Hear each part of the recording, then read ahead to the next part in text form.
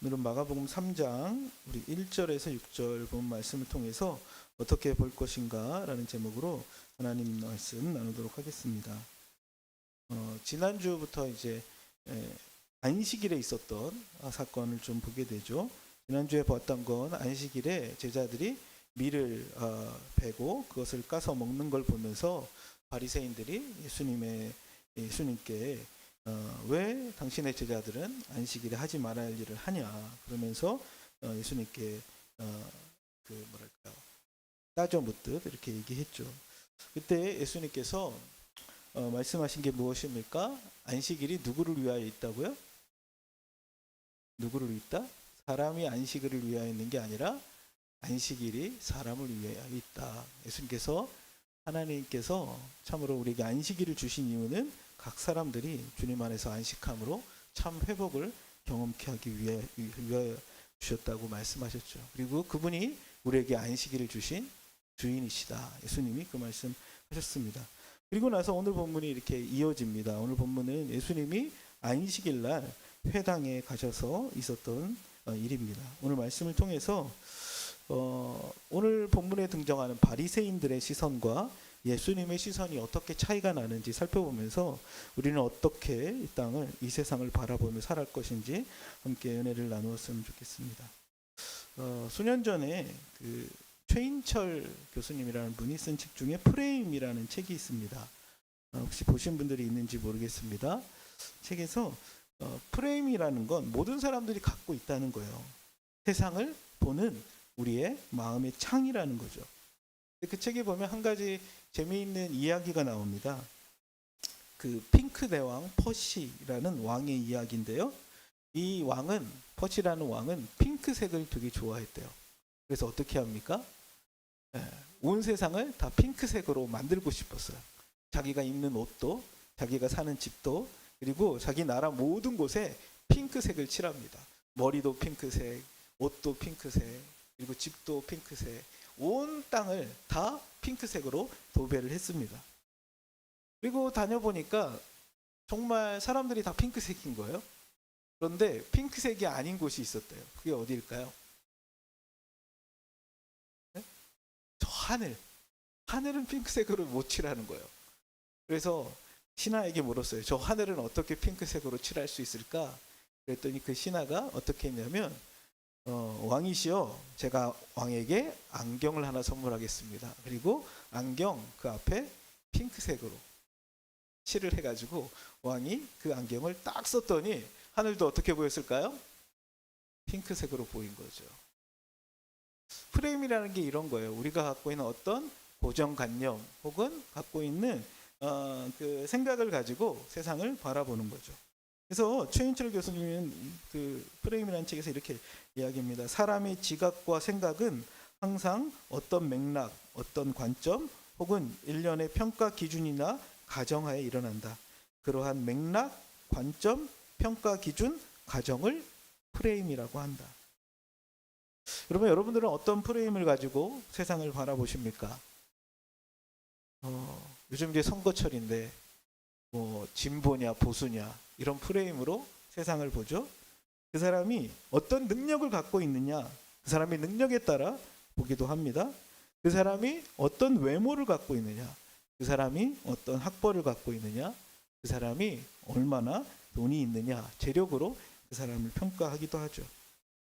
근데 여러분, 우리가 갖고 있는 이 프레임은 주님이 보시는 관점과 어떤 차이가 있을까요?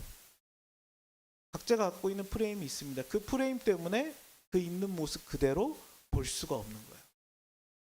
세상을 바라보는 마음의 창이 있다고 그랬잖아요. 그 창문을 통해서 세상을 보는 거예요. 그러니까 있는 모습 그대로 보는 게 아니라 내가 갖고 있는 고정관념이나 생각이 투영되어 그것을 오해하고 똑바로 보지 못하는 경우들이 많다는 것입니다. 그래서 우리는 자신의 프레임을 살펴보고 리프레임 한다고 그러죠. 다시 바라보는 것들이 필요합니다. 오늘 본문은 안식일 날 예수님께서 회당에 들어가시면서 일어난 사건입니다. 그런데 그 회당에 누가 있었어요? 손 마른 사람이 한 명 있죠. 우리 한번 3장 1절을 같이 한번 읽어볼까요? 시작. 예수께서 다시 회당에 들어가시니 한쪽 손 마른 사람이 거기 있는지라. 예. 안식일 날 유대인들은 회당에 모여서 예배를 드리죠. 말씀을 읽고 하나님께 기도하고 이런 시간들을 갖습니다. 예수님도 안식일을 지키기 위해 회당에 들어가셨던 것 같습니다. 그런데 그 속에 누가 있었어요? 한쪽 손 마른 사람이 거기 있었다. 손이 말랐다는 게 뭘까요? 다른 버전은 이제 손이 오그러들었다, 혹은 손이 시들었다 이렇게 표현도 하는데요. 손에 힘이 없는 거예요. 예, 이 사람이 어떤 이유에 손이 마르게 됐는지, 손이 못 쓰게 됐는지 알 수 없지만 한쪽 손이 장애를 갖고 있는 사람입니다. 외경에 보면 이 사람이 석수쟁이였다는 거예요. 그래서 돌을 하도 까가지고 손이 산업재해를 입은 거죠. 그래서 힘이 없어요. 손이 말라버린 상태 있다라고 이야기하기도 합니다. 어떤 이유인지 오늘 본문은 그 사람이 왜 손이 말랐는지, 어떤 병을 앓았는지 정확히 이야기하지 않지만 손 마른 상태로 그 회당에 앉아 있었던 것 같습니다. 그런데 그때 사람들은 무엇을 보고 있습니까? 예수님께서 회당에 오셔서 저 사람을 고치는가 고치지 않는가, 예수님을 고소할 목적으로 보고 있었죠. 우리 한번 2절 읽어볼까요? 시작. 사람들이 예수를 고발하려 하여 안식일에 그 사람을 고치시는가 주시하고 있거늘. 그렇죠? 여기서 이제 주시한다라는 게 어떤 거냐면 뚫어져라 쳐다보는데 그 경찰이나 검찰들이 무슨 죄가 있나 찾기 위해서 살펴보는 그 모습을 이야기합니다. 이 사람들은 거기에 있는 손 마른 사람이 어떤 고통 가운데 있는지, 어떤 아픔 가운데 있는지 그것에는 관심이 없고 오직 무엇 때문에? 예수님을 고발할 그 범죄 혐의를 찾기 위해서 그것을 보고 있다라는 거죠. 이 사람들이 보는 관점, 이 사람들이 보는 프레임은 어떤 프레임입니까? 네? 네, 이 사람들은 아마도 율법주의라는 프레임으로 사람을 보는 거죠. 이 사람이 율법을 어기느냐 안 어기느냐 그 관점으로 그 사람을 보는 거예요.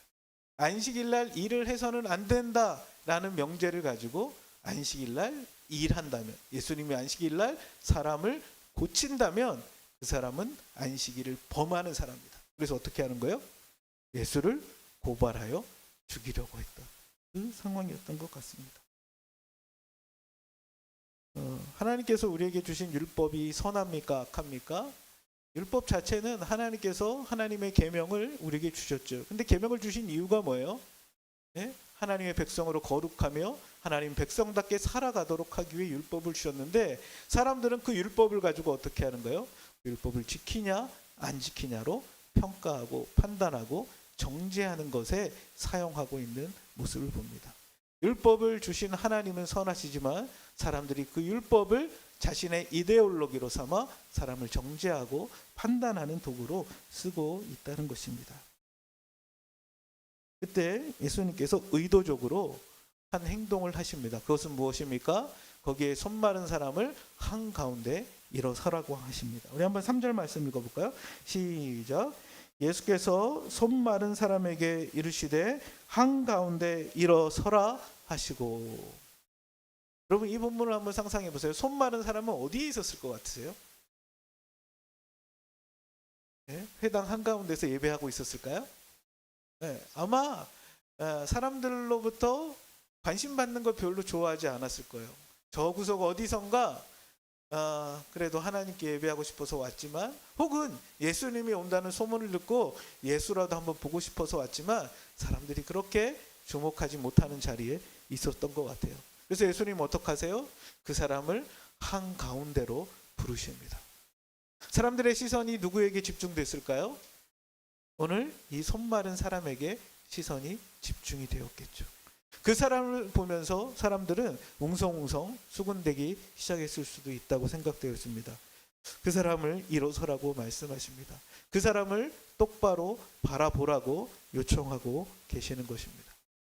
여러분, 우리는 살면서 약한 자, 소외된 자, 혹은 장애인이든지, 혹은 좀 형편이 어려운 사람이든지, 이런 사람들이 공동체 안에서 어때요? 소중하게 대접받고 존귀하게 대접받나요? 아니면 뭐 있어도 그만, 없어도 그만 이렇게 생각하면서 보고 있지는 않습니까? 능력과 힘으로 판단하는 시대 속에는 그 사람들은 별로 쓸모없는 사람처럼 취급되고 여겨질 수도 있다고 생각돼요. 근데 예수님은 의도적으로 그 사람을 센터로 불러들이십니다. 그리고 그 사람을 보게 하고 계십니다. 여러분, 그 엄기호 씨라는 분이 있어요. 이분은 이제 사회학자시고 뭐 이것은 왜 청춘이 아니란 말인가 막 이런 책도 쓰시고 뭐 여러 가지 뭐 단속 사회 뭐 이런 책 썼는데, 제가 몇 해 전에 이분 강의하는 데 한번 갔었거든요. 근데 이제 이분이 얘기하는 게 뭐냐면, 진짜 성숙한 공동체란 가장 주변부에 있는 사람이 중심부로 들어올 수 있는 공동체가 성숙한 공동체 아닌가라는 얘기를 하더라고요. 가장 약자들이, 가장 소외된 자들이 중심부에 들어와 환대를 받고 그 속에서 한 공동체의 일원으로 경험되어지는 공동체, 그게 바로 그 사람이 생각할 때 진짜 그게 공동체 아닌가. 유대인들은 회당에 모여서 자신들이 하나님의 백성이고 하나님의 공동체라고 얘기하지만, 손 마른 사람들 혹은 세리들 혹은 그들이 볼 때는 부정한 사람들은 회당에서 쫓아내고 들어오지 못하게 막기도 하죠. 근데 오늘 이 구석에 있던 손 마른 사람을 예수님은 의도적으로 중앙으로 불러내십니다. 사람들에게 보게 하신 거죠. 왜 보게 하셨을까요? 그 사람의 모습을 왜 보게 하셨을까요? 잘 못 보니까, 사람들이. 그렇지 않아요? 그 사람이 어떤 형편에 있는지, 그 사람의 생활이 어떤지, 그 사람이 어떤 아픔이 있는지 관심이 없어요. 오직 그 사람들은 예수님이 지금 이 사람 안식일 날 치료하냐 안 하냐, 그래서 예수님 보소할 명분을 찾기에 몰두해 있었던 것이죠. 그 사람의 고통과 아픔과 그 사람의 마음에 있는 무거운 짐은 바라보지 못했던 것 같습니다. 그래서 예수님은 그 사람을 보게 하십니다. 여러분들은 어떠세요? 볼 때 주변을 잘 살피는 편이세요? 아니면 여러분들이 보는 이렇게 뭐랄까요? 딱 그것만 딱 보세요. 저도 이렇게 뭐랄까요? 잘 못 봐요, 주변을. 내가 보고 싶은 거 거기에만 꽂혀 있어서 그것만 볼 때가 많아요. 어떨 때는 핸드폰을 들고도 내 핸드폰이 어디 있지? 그렇게 찾을 때도 있고, 어떨 때는 급한 나머지 다른 사람의 생각, 감정 잘 못 볼 때도 있어요. 이번 주에도 그런 사건이 하나 있었어요. 어떤 사람이랑 통화를 하는데 갑자기 저한테 화를 내는 거예요. 그래서 제가 되게 억울하더라고요. 그래가지고 왜 화를 내지? 그 사람이 어떤 상태에 있는지 보단 제가 할 때 그냥 뭐 그 이야기만 보면 그냥 뭐 사무적으로 그냥 제가 할 이야기만 했어요. 근데 돌아보니까 그 사람의 마음, 그 사람의 상황, 그 사람이 처한 그 모습 그대로 보지 못한 채 내가 갖고 있는 프레임, 일을 잘해야 된다는 프레임으로 그 사람을 본 거죠. 그리고 나서 그 다음날 미랄 고향에 있는 미랄 선교단이라는 곳에 그 분을 찾아갔어요. 그분 다른 일 때문에 만났는데 여러 가지 일을 많이 하세요. 이렇게 뭐 장애인 보호 시설도 하시고, 또 장애인들 함께 생활하는 공동체도 하시고, 장애인들 일자리를 마련해서 커피도 하시고, 뭐 비누 많이 여러 가지 사업들을 하시는데 한 3-4시간을 저랑 같이 얘기를 했거든요. 근데 그분이 이렇게 얘기하는 중에 일보다 사람이 중요하죠. 그 얘기를 하시더라고요. 제가 한 대를 이렇게 팍 맞는 것처럼, 이렇게 생각이 머리를 맞는 것처럼 띵 했어요. 난 여기서 하는 일만 봤지 거기서 있는 사람들 잘 못 보고 있었구나, 그런 생각이 들었습니다. 여러분들은 어떻습니까? 회당에 있는 손 마른 사람, 그 사람을 예수님은 주목해 보도록 가운데로 초대하고 계시다는 사실입니다. 긍휼의 마음으로, 사랑의 눈으로 그 사람을 보았겠죠. 너도 하나님의 자녀야. 너도 하나님의 형상이야. 너도 주님의 사랑받는 존귀한 자라고 주님은 그를 회당 중앙으로 초대하고 계십니다. 그러면서 예수님이 말씀하세요. 거기에 있던 사람들, 예수님을 고발하려고 하는 그 사람들에게 이야기하십니다. 그것이 무엇입니까? 안식일 날 선을 행하는 게 옳으냐, 악을 행하는 게 옳으냐? 안식일 날 생명을 구하는 게 옳으냐, 사람을 죽이는 게 옳으냐? 한번 우리 4절 말씀 읽어볼까요? 같이 읽어볼까요? 시작. 그들에게 이르시되 안식일에 선을 행하는 것과 악을 행하는 것, 생명을 구하는 것과 죽이는 것 어느 것이 옳으냐 하시니 그들이 잠잠하거늘. 아멘. 그들에게 말씀하십니다. 안식일 날, 안식이라는 게 뭐예요? 참 쉼과 회복이 일어난 날, 그날 선을 행하는 게 옳은지 악을 행하는 게 옳은지, 생명을 구하는 게 옳은지 죽이는 게 옳은지 어느 게 옳으냐라고 물어보시죠. 이 말만 들으면 어느 게 옳아요? 네? 그렇죠. 생명을 구하는 게 옳은 거잖아요. 또 네? 선을 행하는 게 옳아요? 악을 행하는 게 옳아요? 그렇죠. 선을 행하는 게 옳은 거죠. 예수님이 누구나 다 아는 거, 어떻게 보면 사람들의 마음속에 하나님의 안식일을 원래 주셨던 본래 의도를 드러내시는 거예요.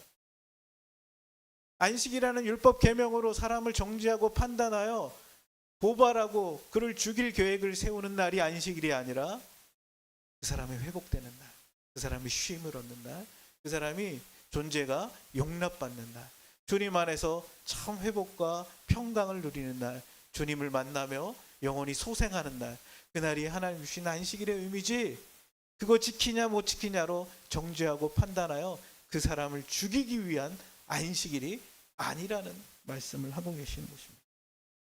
아이러니하게도 이날 사람들은 곧 이어 나가 예수를 죽일 모의를 하고 있죠. 근데 예수님이 하신 행동은 무엇입니까? 그 사람에게 말씀하시죠. 무엇을 말씀하세요? 네? 5절을 볼까요? 5절 시작. 그들의 마음이 완악함을 탄식하사 노하심으로 그들을 둘러보시고 그 사람에게 이르시되 내 손을 내밀라 하시니 내밀매 그 손이 회복되었더라. 아멘. 그들의 마음의 완악함을 탄식하사 노하심으로 그들을 둘러보셨다. 그들의 마음이 어떻다고요? 그들의 마음이 어땠다고요? 완악했다. 완악했다. 완악하다는 게 뭐예요? 돌처럼 딱딱하고 굳어 있었다는 거예요. 여러분, 이 완악하다라는 표현은 출애굽기에 누구한테 쓰는 표현이었죠? 하나님께서 10가지 재앙을 내리시잖아요. 근데 그 이스라엘 백성을 놓아주지 않았던 사람이 누구예요? 네? 아니, 출애굽 때 바로죠. 바로. 그렇죠. 바로왕. 바로왕이 왜 안 놓아줬대요? 그의 마음이 완악하여. 하나님이 일하고 계시지만, 하나님이 그들 가운데 역사하는 걸 보지만 그의 마음이 굳어져서 딱딱하여 이스라엘 백성들을 놓아주지 않고 있었던 것. 근데 여러분, 이 완악하단 말은 바로의 마음만이 아니라 그 광야의 여정들 속에 누구의 또 마음이었어요? 이스라엘 백성들의 마음이었죠. 그들이 광야를 갈 때 물이 떨어져요. 그들이 광야를 갈 때 먹을 것이 없어요. 그러니까 어떻게 해요? 불평과 원망을 했어요. 근데 그들의 마음의 상태를 성경은 완악하여라고 표현해요. 하나님이 그들을 인도하고 계시고 하나님이 그들 가운데 여전히 함께 하시는 것들을 보지만 그들의 마음이 완악할 때 무엇만 보는 거예요? 자기가 없는 물, 자기가 없는 음식만 보는 거예요. 딱딱하여 하나님이 일하고 계신 걸 보지 못하는 상태인 거죠. 여러분, 예수님께서 회당에 들어가신 사건이 이것만 있는 게 아니죠. 1장에도 회당에서 귀신 들린 사람을 고치시잖아요. 예수님께서 한 집에서 수많은 병자들을 고치시잖아요. 이 일을 통해서 그분이 누구인지를 계속해서 드러내시는데 사람들의 마음은 완악하여 예수를 안식일을 범했다는 이유로 죽이려고 모의하고 있는 그 모습을 봅니다. 혹시 우리도 그럴 때가 있지 않습니까? 내 마음이 완악해져 있을 때, 내 마음이 돌처럼 굳어져 있을 때 하나님이 함께하고 계시고 또 오늘도 일하고 계시지만 그것을 못 본 채 나의 상황, 형편, 내 자기중심적인 생각 안에 쌓여서 하나님을 볼 수 없는 상태, 뒤에 뭡니까? 완악한 마음. 그래서 주님이 어떻게 말씀하세요? 그들의 완악함을 보시고 탄식하시죠. 탄식하세요. 마음 아파하세요. 그리고 노하셨다. 원어 성경에 보면 화내셨다는 게 먼저 나와요. 그들의 완악한 마음을 보면서. 그리고 그 완악한 마음을 보면서 탄식하셨다. 아파하셨다. 이 땅을 바라보는 사람들의 모습, 사람들을 바라보는 주님의 마음이 어떨까? 예수님께서 예루살렘에 들어가실 때 예루살렘을 바라보면서 우시죠. 저들의 심판이 곧 임할 걸 바라보시면서. 그럼에도 불구하고 여전히 하나님께 돌아오지 않는 그들의 모습을 보면서 우세요. 가까워하세요. 그러나 그들 안에 있는 완악하고 딱딱한 그 마음의 상태에 대해 주님이 아파하시며 화내시죠. 노아 홍수 때 세상을 바라봤던 하나님의 마음, 선지자들이 바벨론 포로로 끌려가기 전 수많은 예언자들을 보내시면서 이 땅을 보내셨던 하나님의 마음, 오늘 이 땅에 예수님께서 오셔서 사람들의 굳은 마음을 보시며 아파하시고 탄식하시고 노하시는 그 모습들을 우리는 볼 수 있습니까? 십자가에서 자신을 죽이는 그 무리들을 향하여 저를 십자가에 못 박으라 할 때 그 무리를 향하여 주님이 보이셨던 그 마음, 우리는 어떤 마음을, 어떠한 시선을 바라보며 살아가고 계십니까? 심지어 그 사람들은 6절에 보면 바리새인들이 나가서 헤롯 당과 함께 어떻게 하여 예수를 죽일까 의논하였다 이야기합니다. 여러분, 바리새인들은 헤롯 당이랑 원래 별로 안 친했어요. 바리새인들은 어떤 사람이에요? 율법주의자잖아요. 네? 이 사람들은 로마가 점령된 이 상태에 불만이 많았어요. 우리가 이 율법을 잘 지키면 우리가 다시 회복될 수 있다라고 생각하며 살아갔던 사람들이죠. 헤롯 당은 어떤 사람입니까?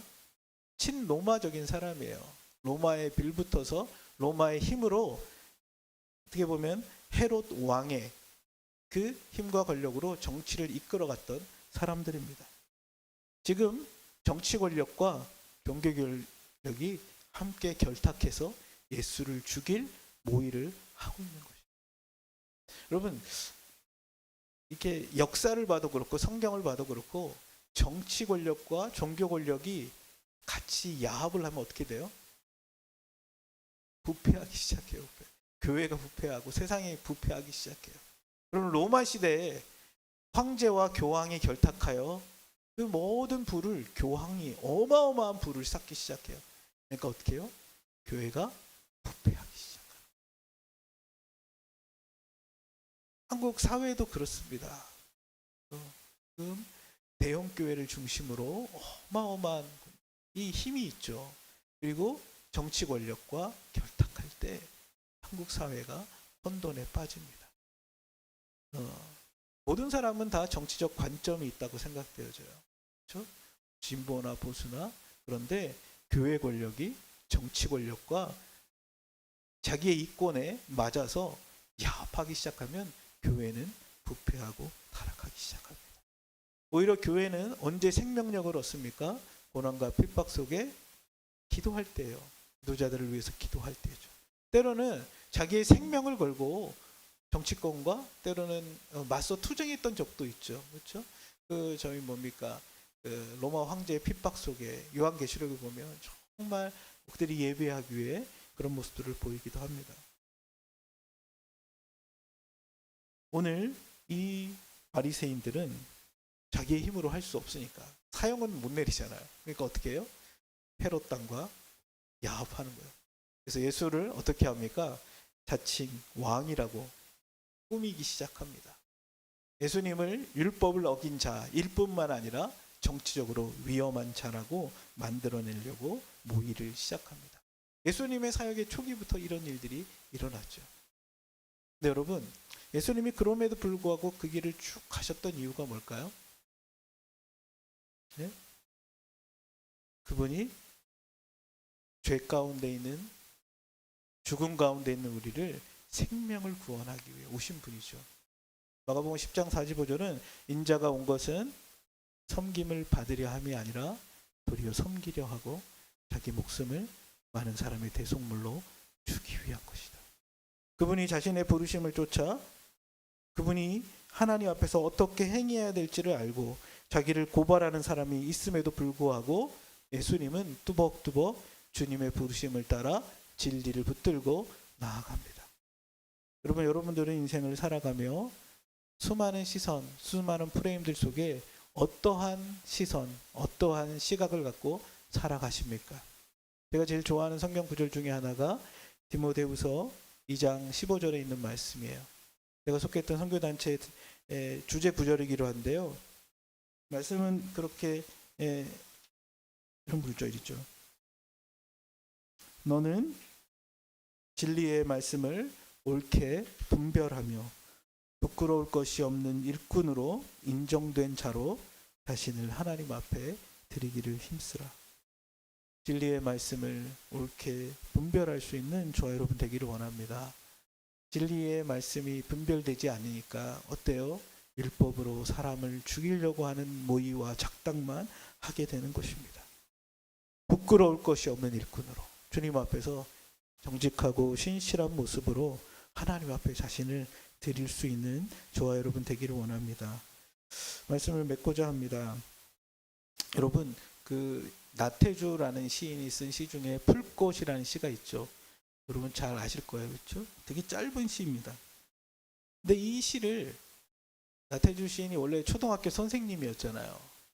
그래서 거기 초등학생 1, 2학년들 말도 정말 더럽게 안 듣고 맨날 떠들고 이렇게 하라면 저렇게 하고 저렇게 하라면 이렇게 하는 그들을 보니까 속에서 열불이 나는 거예요. 그래서 내가 얘네들을 어떻게 해야 되나. 근데 어느 날 운동장에서 뛰어놀고 있는 그 아이들을 한번 봤대요.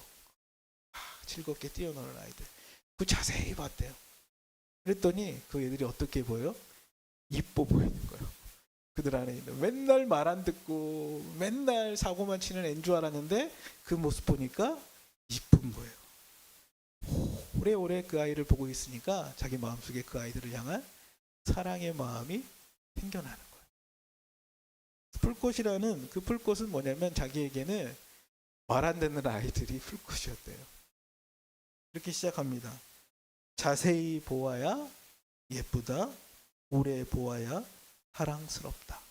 너도 그렇다. 여러분, 우리가 주변에 있는 약한 자들, 우리가 주변에 있는 외로운 사람들 흘려보기 쉽습니다. 그때 우리가 한번 주님의 시선을 가지고 바라볼 수 있는 저 여러분 되기를 원합니다. 오랫동안 그의 아픔을 주님은 바라보십니다. 그리고 그 사람에게 마른 손을, 너의 그 묶인 그 손을 뭐라고 말씀하세요? 내밀라 라고 말씀하죠. 그랬더니 어떻게 돼요? 주님의 말씀대로 그의 손이 치유됩니다. 그 사람이 내밀었더니 회복되었더라. 이 사람은 자기에 대해서 주목해보지 않는 사람들 틈에서 자기를 바라보시고 자기에게 말씀하시는 주님의 음성에 귀 기울입니다. 그리고 그 말씀하신 대로 자기의 손을 내밀 때 그 손이 온전히 회복되는 은혜가 있었습니다. 같은 장소에 있었지만 마음이 완악한 그 사람들은 자기의 그 프레임에 벗어나지 못한 채 예수를 죽일 모의를 행하고 있습니다. 여러분, 우리는 어떤 시선으로 사람들을 보며 그들의 회복을 위하여 어떠한 모습으로 나아가야 할까요? 혹시 내가 여기에 있는 손마른 사람일 수도 있다고 생각되어집니다. 혹은 내가 거기에 있던 바리새인과 같은 모습일 수도 있다고 생각되어집니다.